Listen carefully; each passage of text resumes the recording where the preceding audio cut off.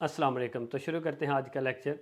आज के लेक्चर में है bearish pennant chart pattern, जो कि है एक कंटिन्यूस पैटर्न, यानी कि मार्केट जिस डायरेक्शन से आई थोड़ी देर रुकने के बाद दोबारा उसी डायरेक्शन में कंटिन्यू करेगी। तो भी देखते हैं बोर्ड के ऊपर इसका स्ट्रक्चर एंड स्ट्रेटजी। देखें, ये है एक कंटिन्यूस पैटर्न, यानी कि मार्केट ऊपर से नीचे आई, बड़े स्ट्रांग सेलिंग प्रेशर के साथ आई, थोड़ी देर रुकने के बाद दोबारा उसी डायरेक्शन में मार्केट ने कंटिन्यू किया। तो ये तो हुआ आपके पास एक कंटिन्यूस पैटर्न। अभी हम देखते हैं कि इसको बेरिश पेनेंट क्यों बोला गया। बेरिश मीन मार्केट डाउनवर्ड जाएगी, तो पेनेंट पेनेंट ये एक जो सिमेट्रिकल ट्राइंगल आपको नज़र आ रही है, इसको बोलेंगे पेनेंट, जो कि दो कन्वर्जिंग लाइंस आपस में एक पॉइंट के ऊपर मिले, तो उसको बोलते हैं कन्वर्जिंग लाइंस। और ऊपर वाली जो ट्रेंड लाइन है वो होगी आपके पास डिसेंडिंग, जो कि रेजिस्टेंस ट्रेंड लाइन थी। और जो नीचे वाली आपके पास ट्रेंड लाइन है जो कि है सपोर्ट, और वो होगी आपके पास सपोर्ट ट्रेंड लाइन, जो कि दोनों एक पॉइंट के ऊपर मिल रही है, और ये दोनों मिलके पेनेंट चार्ट पैटर्न बना रही हैं।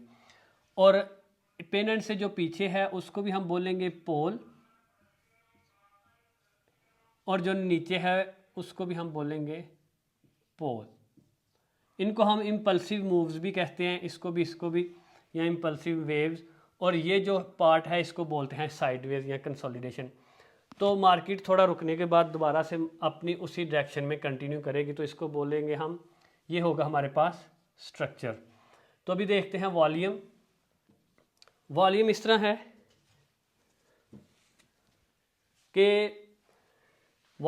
है कि ये जो पहला पोल है ये, ठीक है, ये दूसरा पोल है। जो पहला पोल है वहाँ पे मार्केट बहुत ज़्यादा बड़े बड़े स्पाइक्स शो करेगी आपको इसके वॉल्यूम के, यानी कि वो ऑलमोस्ट अपवर्ड वॉल्यूम आपको फील होगा, पता चलेगा।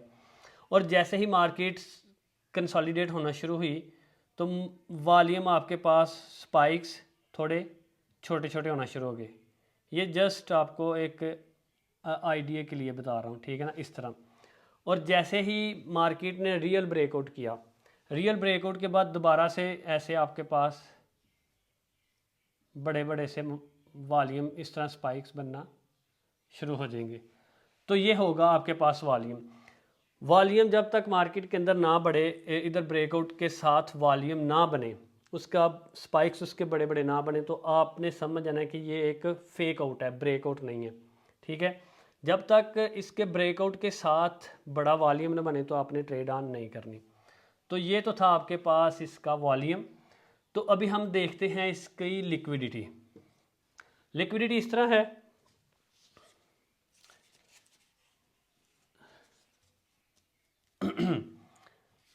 लिक्विडिटी इस तरह है कि ये जो पेनेंट चार्ट पैटर्न है, यानी कि ये जो सिमेट्रिकल ट्राइंगल है, इसके ऊपर और नीचे दोनों साइड में लिक्विडिटी है। लिक्विडिटी के बगैर मार्केट कभी भी नहीं मूव करेगी। ऊपर होगी आपके पास दो तरह की इसमें लिक्विडिटी है, ऊपर होगी बाय साइड लिक्विडिटी पूल, और नीचे होगा सेल साइड लिक्विडिटी पूल। तो एक तो अब हमने देखना है कि लिक्विडिटी बनी कैसे। बनी इस तरह के ऊपर स्टॉप लॉसेस हैं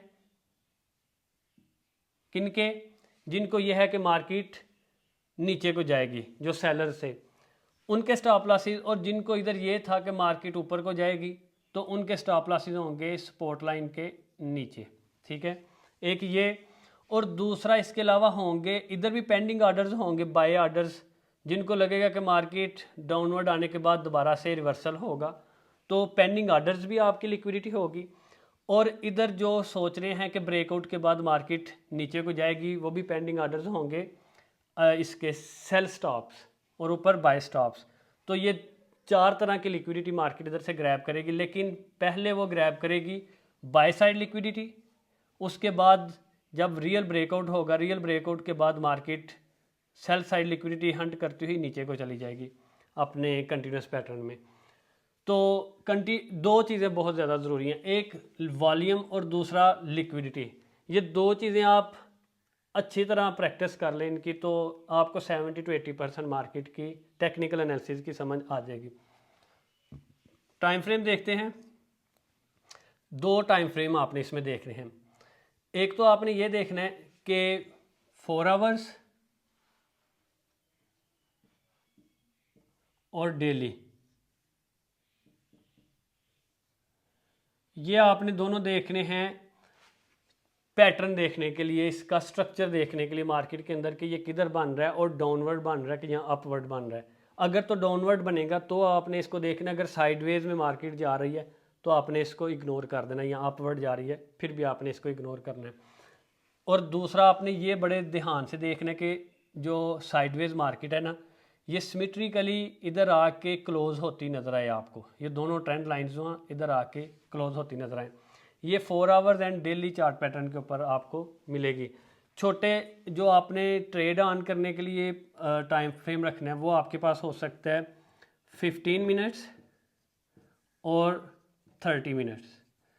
ये दो टाइम फ्रेम, ये वाले दोनों आप एंट्री के लिए देख सकते हैं और आप इसको देख सकते हैं लिक्विडिटी। अगर तो लिक्विडिटी मार्केट ने पैटर्न डे बनने के बाद मार्केट ने लिक्विडिटी स्वीप की है और ये वाले टाइम फ्रेम के ऊपर आपने एंट्री ले लेनी है। तो ये होगा आपके पास टाइम फ्रेम। अभी देखते हैं हम एंट्री। एंट्री के लिए आपने क्या करना है,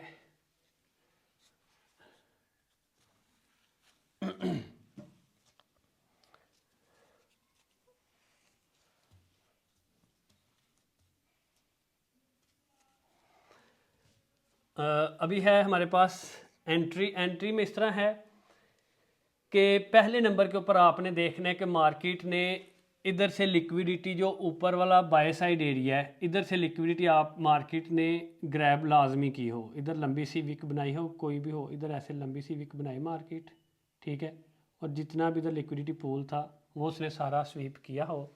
उसके बाद मार्केट इधर आके एक रियल ब्रेकआउट दे।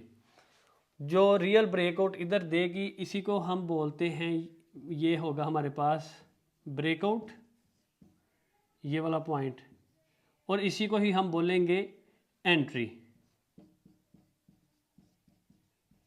यही हमारे पास होगा एंट्री का पॉइंट पहला। अगर हम दूसरा एंट्री का पॉइंट कहते हैं तो मार्केट ब्रेकआउट करने के बाद दोबारा अपनी ये जो सपोर्ट ट्रेंड लाइन थी उसको दोबारा इधर से रीटेस्ट करे, ठीक है, और उसको वो एक तरह से अपनी तरफ से रेजिस्टेंस लाइन बना दे। तो जैसे ही वो इधर दोबारा इसको रीटेस्ट करे, इसको बोलेंगे एंट्री नंबर 2। पहली ये वाली एंट्री ब्रेकआउट के और दूसरा रीटेस्ट के ऊपर।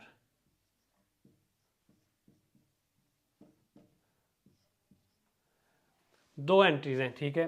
और ज़्यादा जो अच्छी है वो है आपके पास जो जब मार्केट दोबारा रीटेस्ट करने आए तो वो बहुत ज़्यादा चांसेस है कभी मार्केट नीचे को ही जाएगी।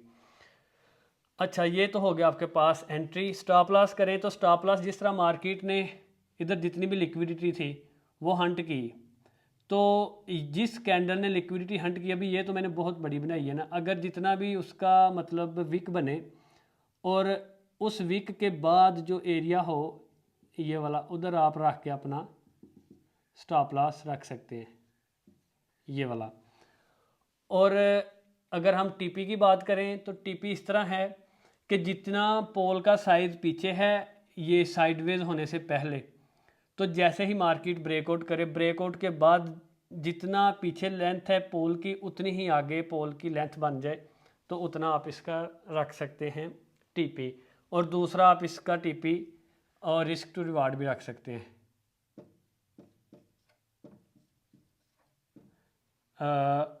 1:2 या 1:3 तक भी रख सकते हैं। तो ये होगी आपके पास एंट्री। तो यहाँ तक ही बेरिश पेन चार्ट पैटर्न। आपको कैसी लगी वीडियो या लेक्चर तो आप कमेंट्स में ज़रूर बताएं, और अगर किसी तरह का क्वेश्चन भी हो वो भी आप कमेंट्स में लाजमी पूछें।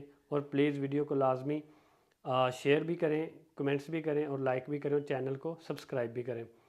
तो मिलते हैं एक अगली वीडियो में, तब तक के लिए अल्लाह हाफिज़।